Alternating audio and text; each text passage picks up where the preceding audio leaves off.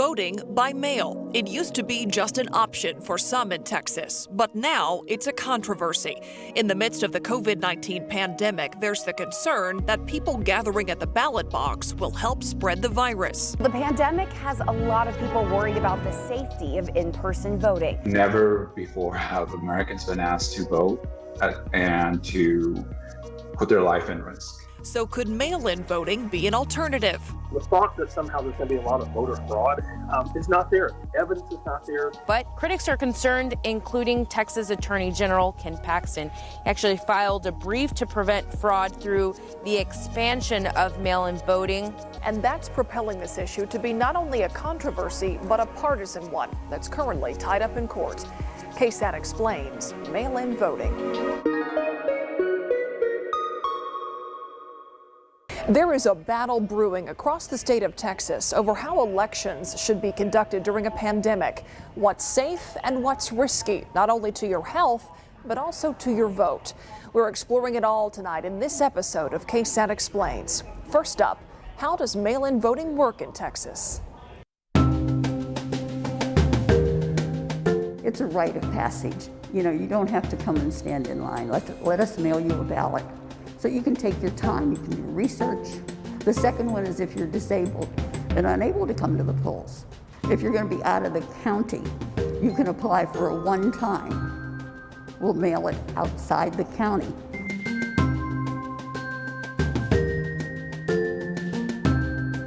If we got it in for the March election, we'll automatically send them a ballot for the primary runoff. We'll automatically send them a November one.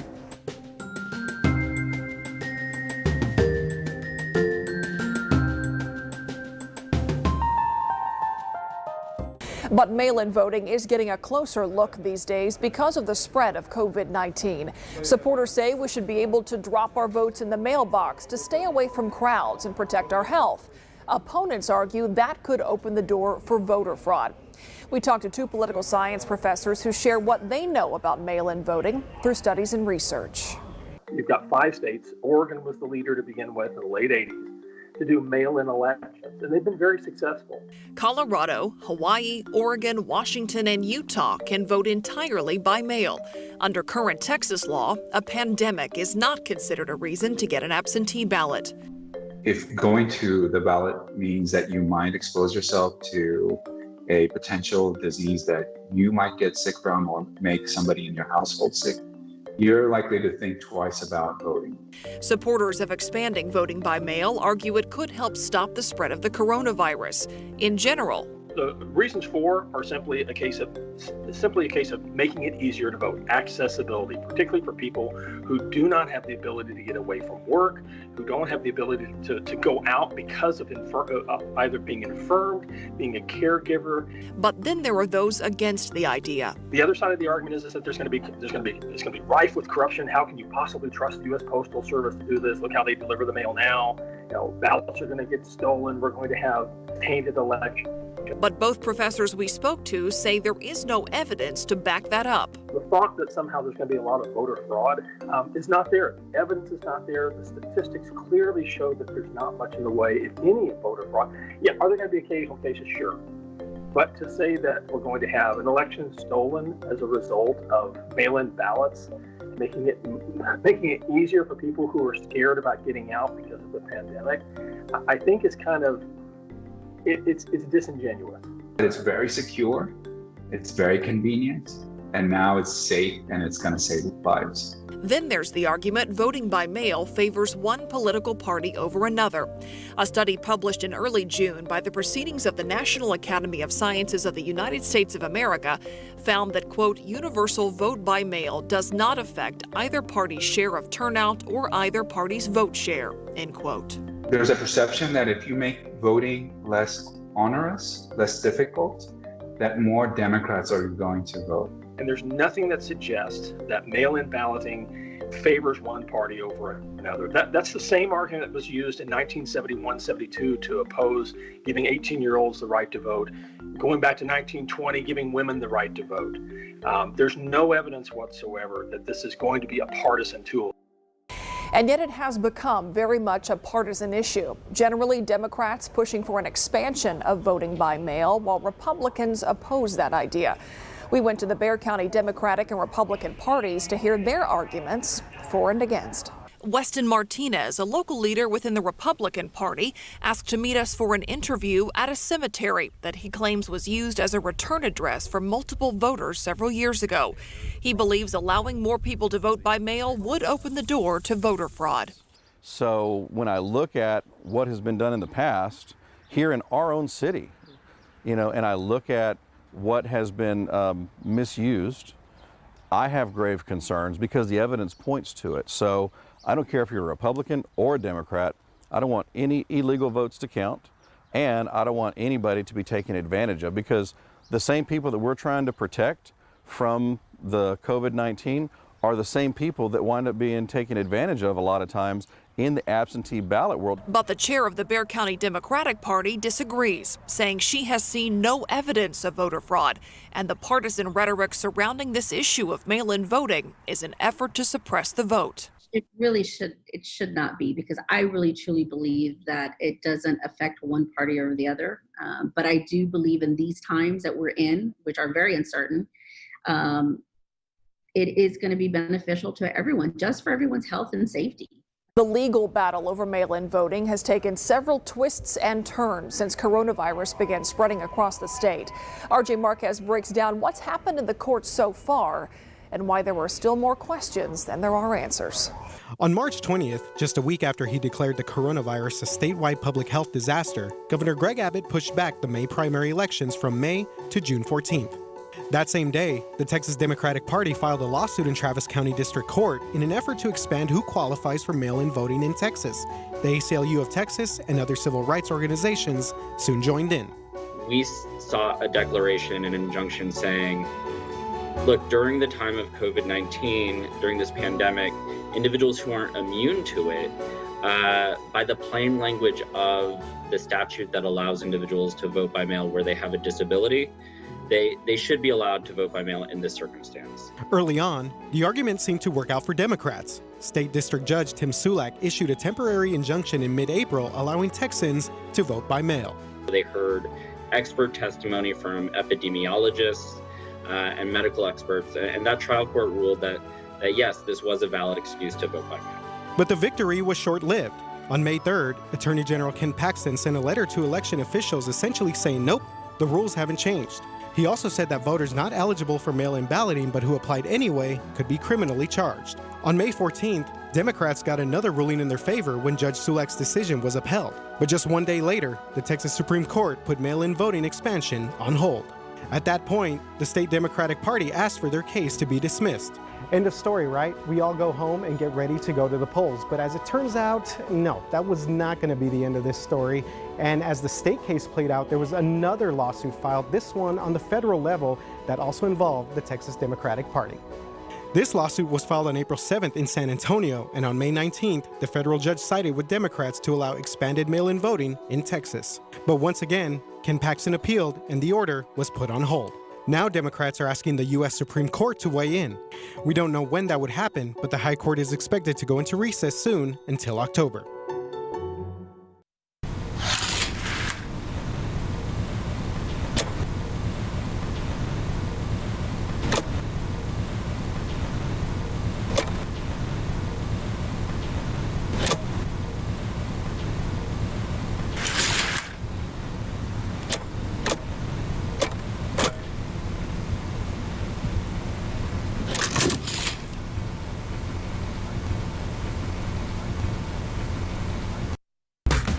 Night Beat. The day isn't over. It'll be a very tense situation. Folks, this is live. It's what's happening right now. He heard the shots and ran for cover. She was not allowed to record video or take pictures. More investigations. Crooks to break into a bar, then drive off with a whole ATM. You have no idea how long employees were exposed. More stories affecting you.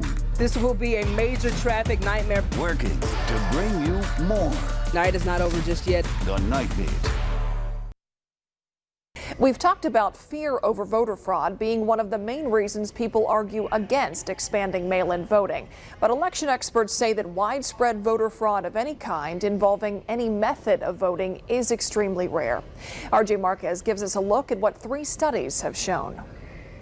While significant voter fraud is statistically insignificant, it is more common in absentee ballots than in in-person voting. Check this out. In 2012, a study done by investigative journalists found 491 cases of absentee ballot fraud, but this number was out of billions of votes that Americans cast over the past 12 years. Millions of Americans already vote by mail with no evidence of widespread fraud. About a quarter of American voters, more than 32 million people, voted by mail in 2016 alone. And of course, there are 5 states that vote almost entirely by mail. And in those states, you don't see an uptick in voter fraud. Like the data, the evidence just isn't there for this claim. Another study found only 31 credible incidents of voter impersonations out of 1 billion ballots that were cast.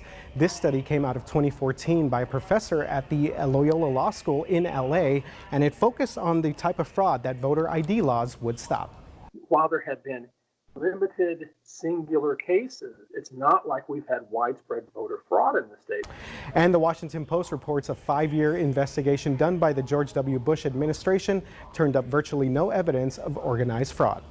That investigation did involve 86 criminal convictions, but many of those are believed to be linked to people misunderstanding eligibility rules or filling out paperwork incorrectly.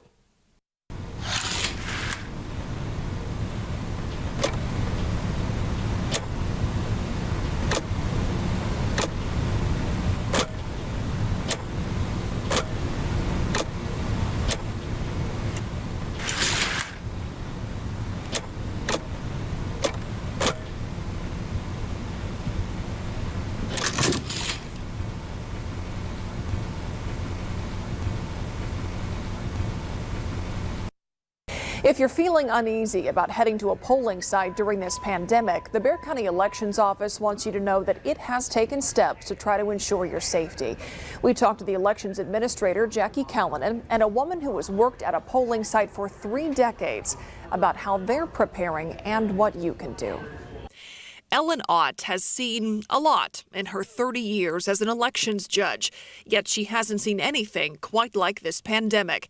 But she wants you to know the elections department has a plan to help protect you at the polls. If they follow our instructions, there shouldn't be a problem. We've spent a lot of time getting the PPE. So the election officials will have, I think they call them sneeze guards, those big plastic. We'll put those on the qualifying tables. We're getting the masks and face shields, gloves, hand sanitizer. Hand sanitizer will be available at all polling sites. Voters will also be able to use plastic gloves to touch the voting machines or pencils. You can use the eraser as a stylus to make your selections. Voters should also take steps on their own to stay healthy.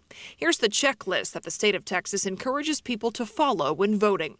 Self-screen before you go out to vote. If you have any COVID-19 symptoms, you might want to consider curbside voting if you're eligible.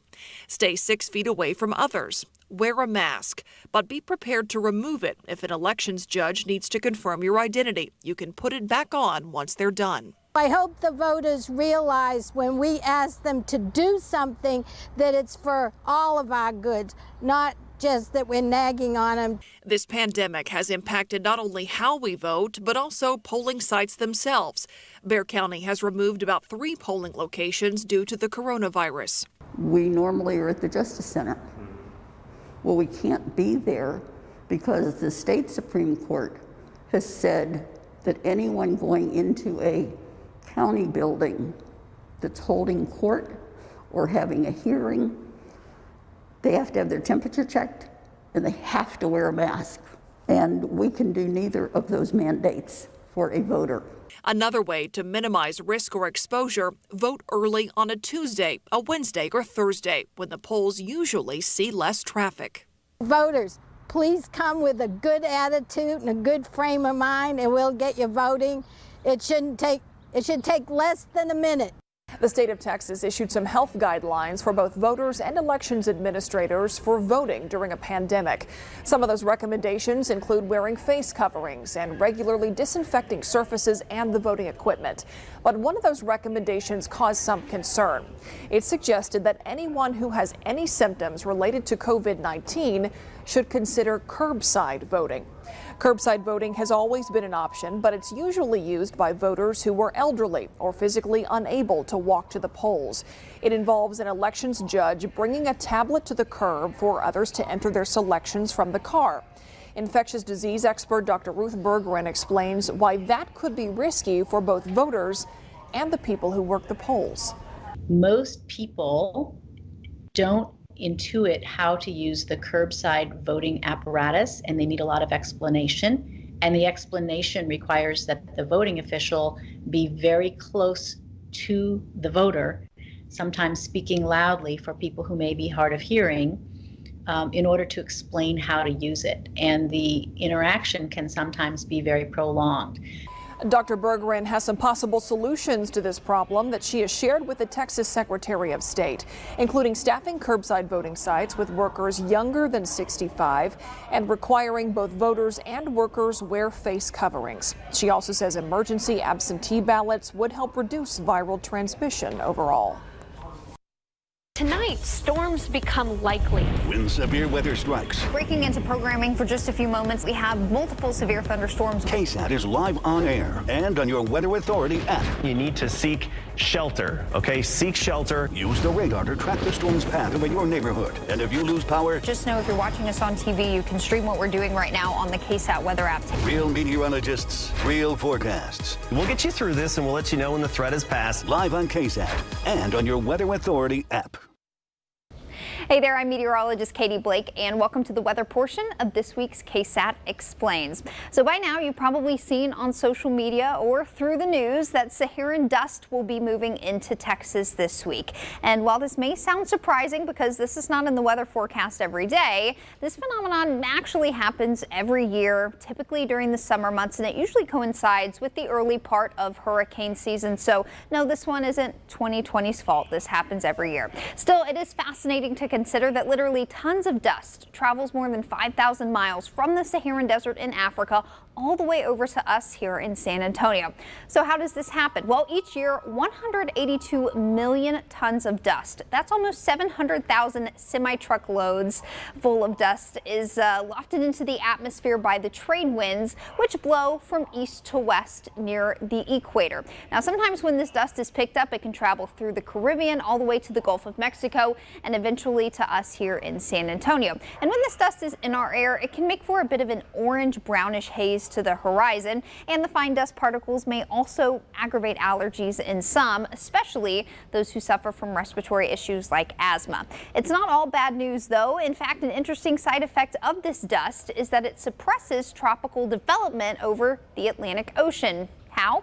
Well, because the dust layer is high up in the atmosphere, it actually prevents thunderstorms from growing tall over the open waters of the Atlantic, the Caribbean Sea, and even the Gulf of Mexico. And getting those thunderstorms to grow tall, that's the first step in making tropical cyclones. So when you've got this dust around, you won't have any tropical activity out in the Atlantic Basin. A little bit closer to home, the particles also bend sunlight in such a way that we get reddish, vibrant sunrises and sunsets. So the next time you hear that African or Saharan dust is headed our way, don't expect a huge dust storm or a cloud reminiscent of the Dust Bowl era. Just know that your eyes and throat may be a little bit itchy and you may be able to catch a particularly beautiful sunset. These are more than just the sound of a safe place to go after school. These are the sounds of interest being ignited and of mentors making an impact. At Boys and Girls Clubs, we don't do just one thing. We do whatever it takes to meet the needs of every kid who comes through those doors. Because whatever it takes is what it takes to build great futures. Great futures start here. There are thousands of special needs caregivers in our community.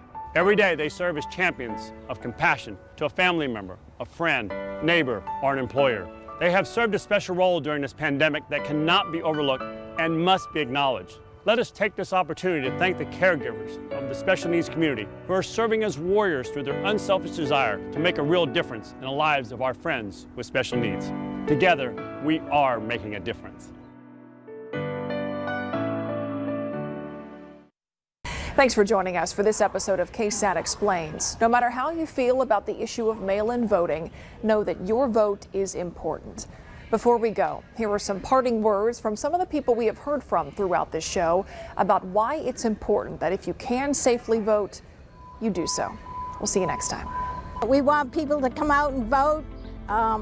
In a runoff, there's typically a low turnout, but it's very important because there are some important races on both parties' ballots. It impacts everything in your life.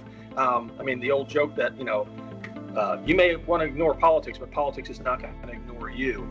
You're paying for this stuff. I mean, it's pocketbook issues as much as anything else. It's our obligation as U.S. citizens to vote, and it also sends a very important message to those in government that we as citizens are keeping an eye on their job performance. They're hearing all this conflicting information. Again, they might just throw their hands up and say, you know what, I'm not going to vote. But with so many hot button issues happening right now in our society, between the pandemic, between the demonstrations, and the fact that there's a presidential election this year, people are going to want to turn out and want to do it safely.